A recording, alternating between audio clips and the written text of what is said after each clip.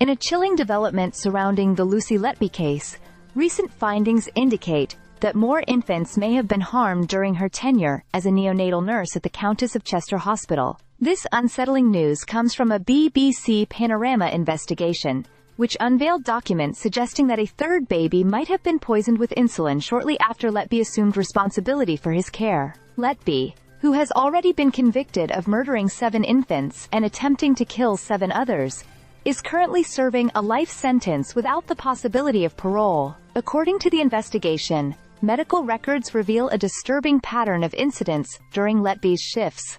Alarmingly, almost 1/3 of the 33 shifts she worked at Liverpool Women's Hospital between 2012 and 2015 included life-threatening events involving infants. For example, a retrospective analysis found that breathing tubes were dislodged at an astonishing rate of 40% on her shifts, compared to the typical norm of just 1%. These incidents raise significant questions about her conduct during her nursing career. The newly uncovered evidence includes test results from the third baby, whose insulin levels were shockingly high, while C-peptide levels were dangerously low, indicative of potential poisoning rather than the body's natural insulin production. This finding aligns with earlier accusations that Letby injected insulin into infants, leading to catastrophic consequences. When she was cross-examined, Letby admitted that the 2 babies from her first trial must have been poisoned, but steadfastly denied any wrongdoing on her part.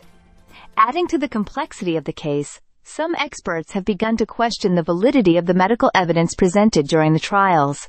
The accuracy of insulin testing methods, particularly the immunoassay test used to determine insulin levels, has been brought into question. Critics argued that this testing could yield misleading results, thereby jeopardizing the integrity of the prosecution's case. Letby's lawyer, Mark MacDonald, has passionately defended her, emphasizing that he believes she is innocent and continues to seek a retrial. The ongoing public inquiry into Letby's actions has intensified discussions around her convictions, with calls for a thorough examination of the evidence. High-profile figures, including Tory MP David Davis, have expressed concerns over the safety of Letby's convictions. He believes alternative explanations for the tragic deaths of these infants must be explored, pointing to systemic issues within the hospital and potential medical anomalies, rather than attributing the harm solely to Letby. As the investigation unfolds, families of the victims are understandably distressed by the renewed scrutiny and speculation surrounding the case. They have voiced concerns that these ongoing discussions only add to their grief,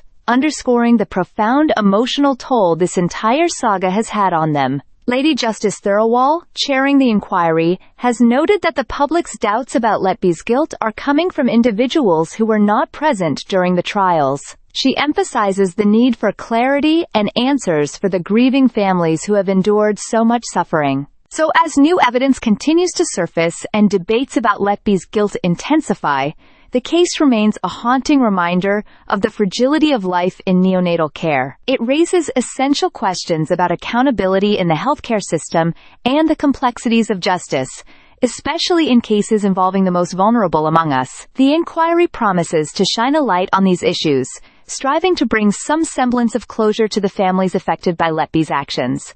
Stay subscribed for more videos.